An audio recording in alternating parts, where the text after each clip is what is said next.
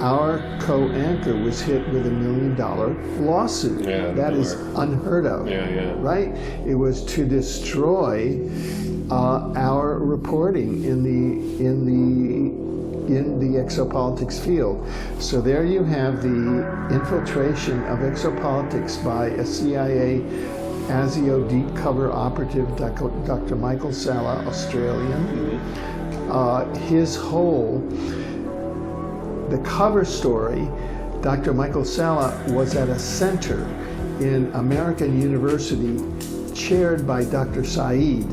Allegedly, Dr. Said fired him after Dr. Michael Salla wrote a letter to the Washington Post saying that Dwight Eisenhower had had ET contact and on a day that he was supposed to go see his dentist, and that Dr. Said had fired him. The truth is that I was resident at Greystone, which was Justice Charles Evans Hughes' residence in Washington with the futurist Barbara Marx Hubbard, and Dr. Said would come over to our parties and we would discuss extraterrestrials and UFOs with him at length. He was not at all inimical to UFOs, and so that was a cover story concocted by Michael Salla, his handlers at ASIO CIA, so that he could leave that and then infiltrate the CIA, the exopolitics movement in Hawaii, just as my book, Exopolitics, was being published, and then begin to discredit us civilian contractors, because when I started covering the Mars whistleblowers, Michael Salla started saying, oh, Weber's lost his mind. So he was a CIA voice piece putting out disinformation, and is due to Dr. Michael Salla promotion of the false whistleblowers of Corey Goode and Randy Kramer, which then in the Gaia TV corporate Luciferian matrix corporation, that's why in the United States exopolitics is totally wholly controlled by the draconian matrix. So we have those individuals to blame. In my judgment as a war crimes judge who sat in on the trial in Kuala Lumpur, Malaysia, holding George W. Bush, Richard B. Cheney, Donald H. Rumsfeld, and their cabinets guilty of war crimes in Iraq and Afghanistan, also as the judge, a co-judge with Judge Connie Fogel in the 9/11 War Crimes Tribunal here in Vancouver. The officers and directors of Gaia TV, along with Dr. Michael Salla, along with, to the extent that they are conscious of it, Corey Goode, Randy Kramer, and others who have committed fraud, are guilty of war crimes, crimes against humanity, and indirectly of genocide for participating in the Draco-Reptilian continued program of genocide against the human race through their secret treaty complex of the 1933 treaty signed by Franklin Delano Roosevelt aboard the battleship Balboa in Panama, in Balboa, Panama. That Harry S. Truman signed with the Dracos and the Orion Greys in 1948. In the 1954 Greada Treaty that Eisenhower signed, and the Tau 9 Treaty that George Bush signed, George H.W. Bush. These treaties form an institutional and legal infrastructure, setting up a regime of pedocriminality and human slavery on the planet, in the solar system, and beyond in the galaxy. Some people estimate that fully up to 60 million humans, Earth humans, are stationed at factories against their will in the solar system, making products for the secret space program that then are sold out in the galaxy, controlled by the Matrix controllers, including the Rockefellers and the Rothschilds. We have placed a document, and it's online, and there are people who have signed a petition now that the President of the United States, who under his signature can abrogate treaties. He has abrogated the Paris Treaty on global warming. He can abrogate under his signature all of these secret treaties, and we have asked him to do it. Laura Eisenhower, who is the great-granddaughter of Dwight Eisenhower, who signed the Greada Treaty, has an interview with us on Exopolitics TV, published on News Inside Out, in which she is willing to walk into the Oval Office to the current President of the United States and saying, here, sign this. If you truly want to stop the pedocriminality, and the United States having 175 military bases on the planet, because it is the military proconsul of the Draco reptilians, that's what it is, enforcing a Draco policy of war, disease, crime, and poverty, that's its agenda, then you could sign it. Okay? So that's where things stand. And that's kind of a summary of where things stand. I summarized this in Spanish at the World Ufology Conference in Barcelona, September 6th to 8th, 2019. And I'm now doing it in English here with Giuseppe, Greg from Giuseppe Japan, with my colleague John Kelly from News Inside Out.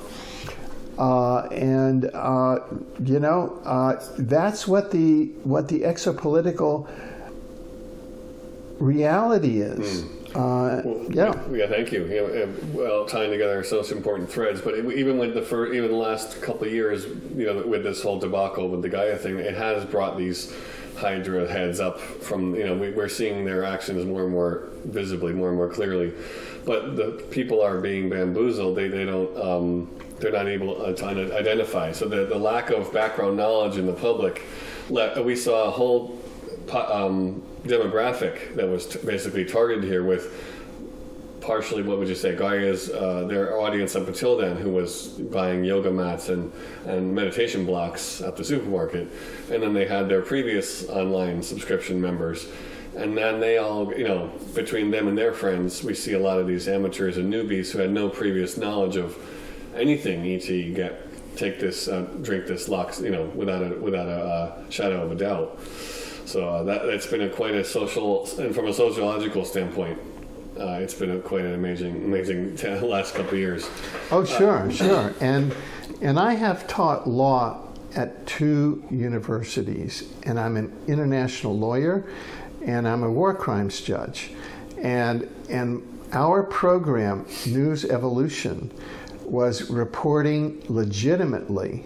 And we were sued by Gaia TV. Our co-anchor, Patty Greer, was sued by Gaia TV for $1 million a month into our program because we exposed what Gaia TV was doing. Yeah. And under the terms of her legal settlement, which is a matter of law, a matter of public record, she is prohibited from publishing at all in the areas that Gaia services.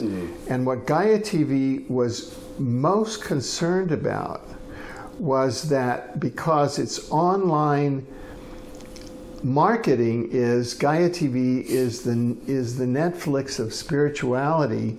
Come here and serve, and your soul will be supported.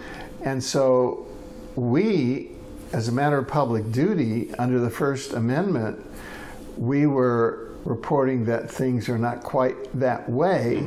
Well, they sued in this marketplace our co-anchor for $1 million. What would you call that kind of case legally? It was a vexatious case, Right, vexatious. In order to run her up $100,000 in legal fees. And that is abusive process. And so that is so that they can continue to do false and misleading advertising at the level of the soul, and to bring in people and attempt to cater to people's souls, whereas in fact the motives and the history of the principles, starting with Jirka Rysavi, a Czechoslovakian Olympic athlete who in 1968 was parachuted over to Boulder, Colorado to found Corporate Express, an office supply company, and to found Gaia TV with a 33% profit interest, and to take over our market position at WBAI in Boulder, Colorado, at the NPR station on the Harmonic Convergence. That's a long time ago, yeah. Highly questionable. Yeah, that's the long history. So you had the info, you guys had, and then with Patty in town, you guys had a lot of inside information that was not dirty laundry that they didn't want aired.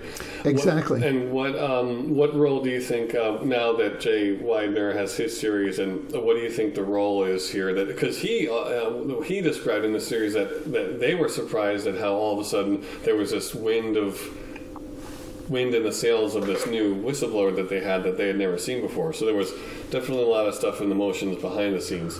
What about the responsibility also of Wilcock and his at the time new whistleblower Corey Good?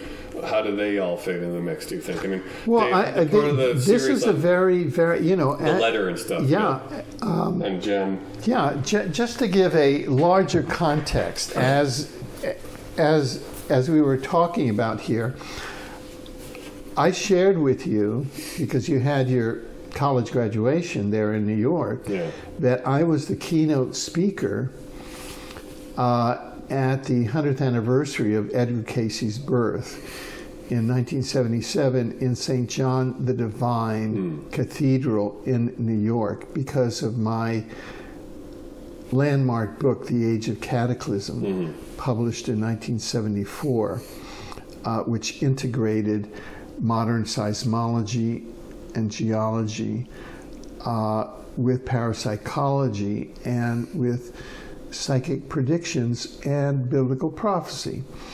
And I also have done, through News Inside Out, with my colleague John Kelly, have done in-depth interviews with Win Free, who was the author of the book that investigated the claim that a certain individual claimed to be, David Wilcock claimed to be the reincarnation of Edgar Casey, a claim that he has since walked back, as I understand it. Right. At the same time, I am familiar with efforts by David Wilcock, as narrated to me by Winfrey and by others who are familiar with associates, particularly a lawyer who was an associate of David Wilcock, to infiltrate the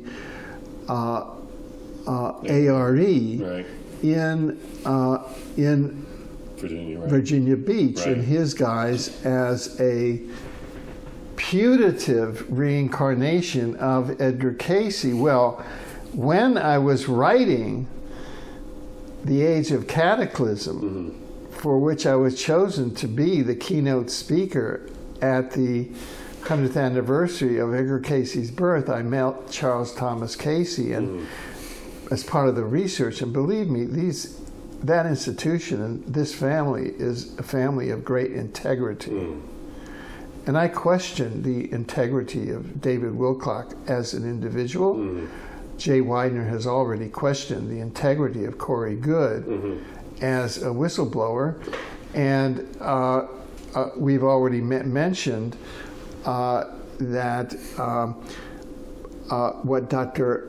Michael Salla has done to bring two individuals, Randy Kramer and Corey Goode, of dubious background and intent, and promoted them as genuine whistleblowers in the Exopolitics movement as part of his duties as a clandestine operative of ASIO and the CIA to infiltrate and thereby water down the Exopolitics as part of the Draco-reptilian U.S. legal infrastructure under these secret treaties. Counterintelligence. Yeah. That's how we are legally, as a war crimes judge, framing this, because we are sitting in on this case under natural law, and we intend to move forward on this case under natural law, and to prosecute and convict these individuals of war crimes as needed. And so I want to declare that here. Excellent. And I do hope that I know that News Inside Out will publish this. I know that our book, The Age of Cataclysm, was published in 1975 by Ugakusha in Japan. We were also invited in our initial trip to Japan with Dr. Loren Murray to address the Japanese Diet, which we did. We testified in the Japanese parliament against depleted uranium weapons, and we testified asking the Japanese to adopt and become signatories to various treaties, including the Space Preservation Treaty against the weaponization of space. Excellent. So we have had a professional and a legislative presence in Japan. That's official, and that's a matter of public record. Excellent. Yeah, we'll have to get those links for your profile and everything when we do an article on you, for sure. Yeah. Yeah. What prime minister was that under? I'm not saying Kobayashi. The guy. It was. We were there in probably between 28 and 2011. We made various trips. Okay. Yeah. We were invited there by Gen and Yumi. We stayed at their center, their spiritual center. Right. We did lectures in Japan, and then we did a 6-week lecture tour of Okinawa. That was also part of an extended lecture tour that we did of India, where we lectured we lectured in various cities in India. We spent about 3 or 4 weeks in New Delhi at this international center across from the Prime Minister's residence in New Delhi, at which we were talking about the Space Preservation Treaty to prohibit the weaponization of space, which I believe that the U.S. Space Force is now attempting to promote. Yeah. It's attempting to promote the invasion of outer space with a weapons force by the United States government, which is against galactic law and which will be dealt with, I'm sure, by the regional galactic governance council appropriately. Exactly.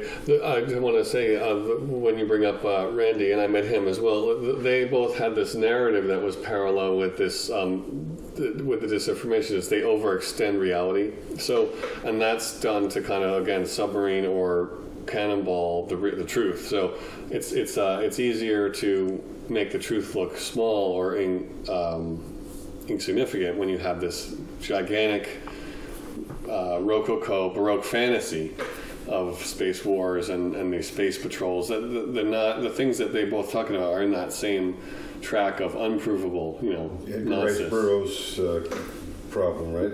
It was.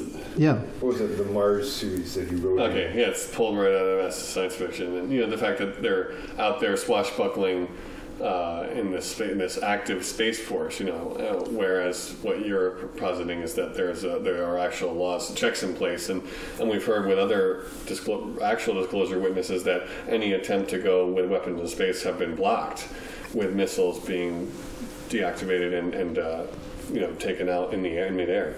Yeah. So those are very exactly. conflicting storylines.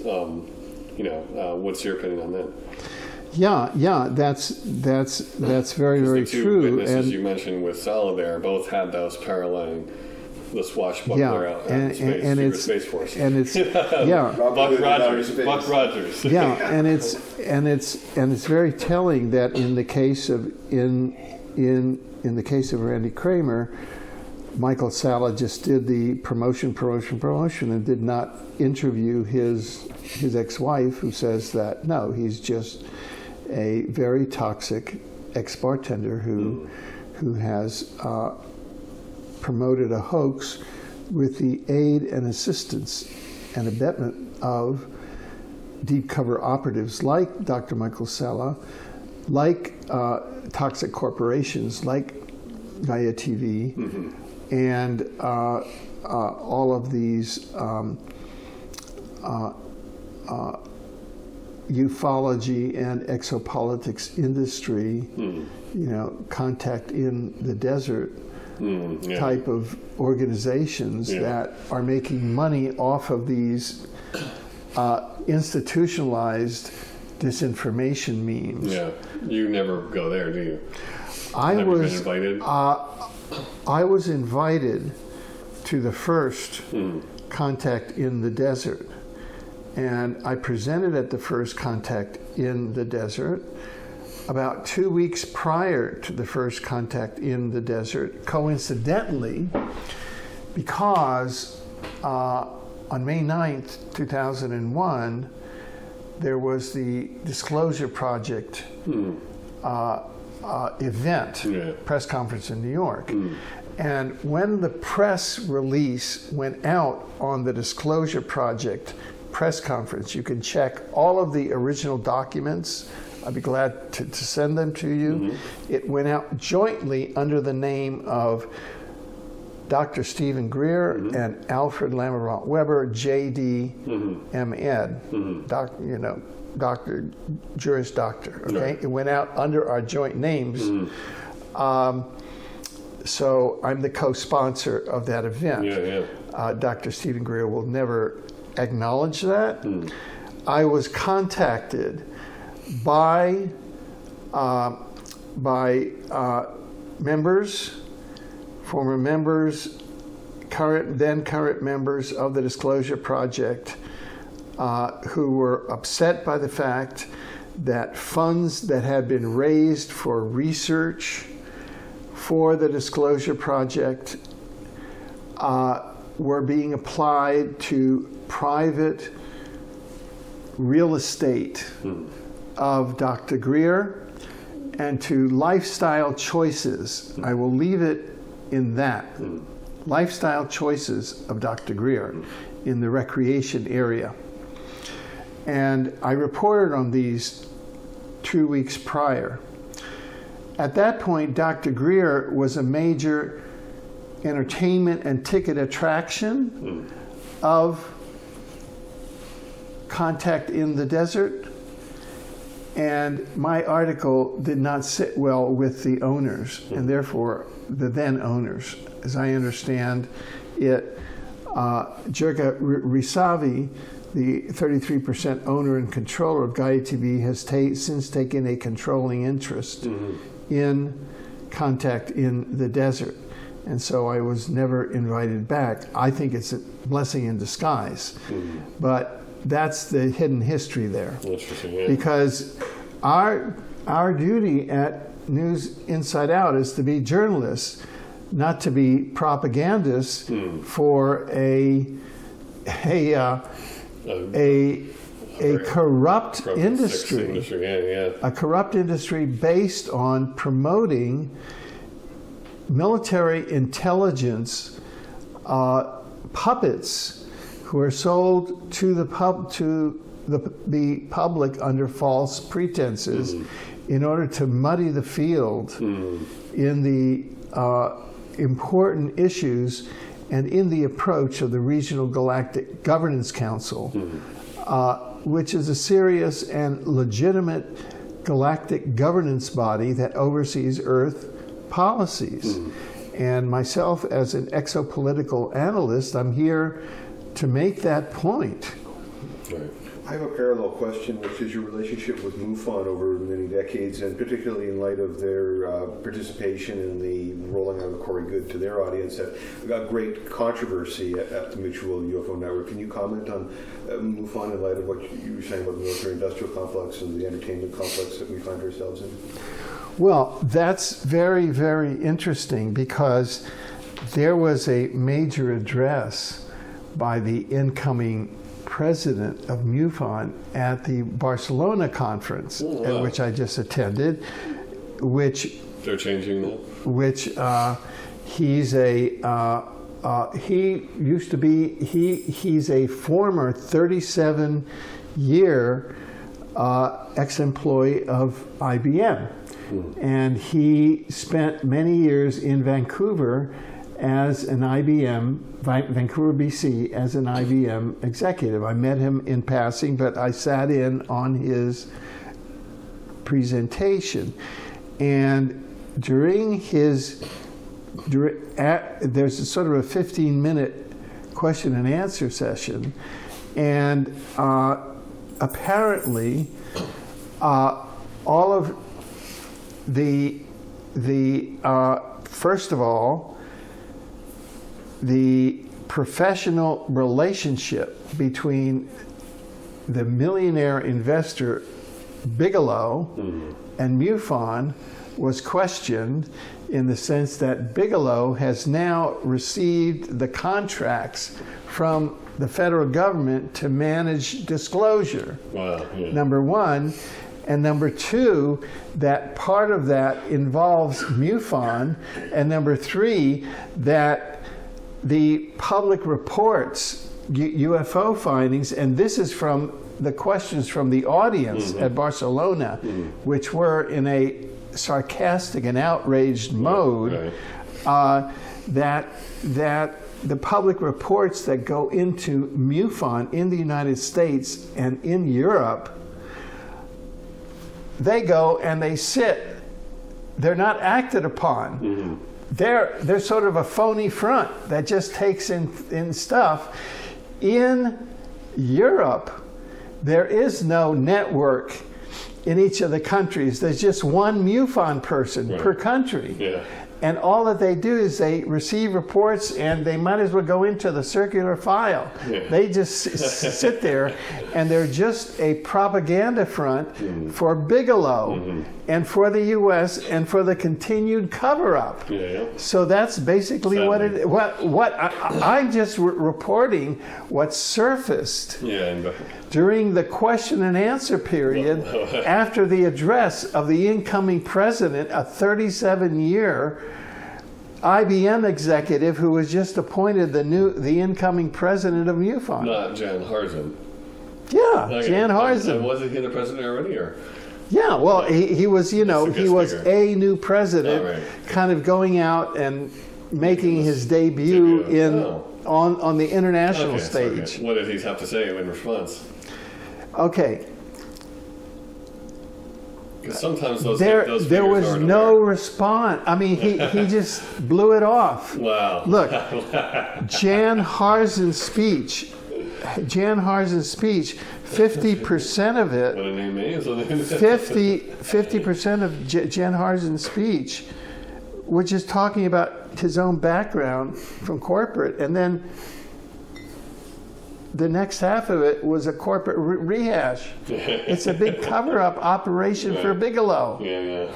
That's what it is. Bean counters as well. Yeah. No, but the point is that it's corporate fraud because according to the questioners in the audience who are committed, there were 1,000 people in the hall who are committed UFO researchers. Okay?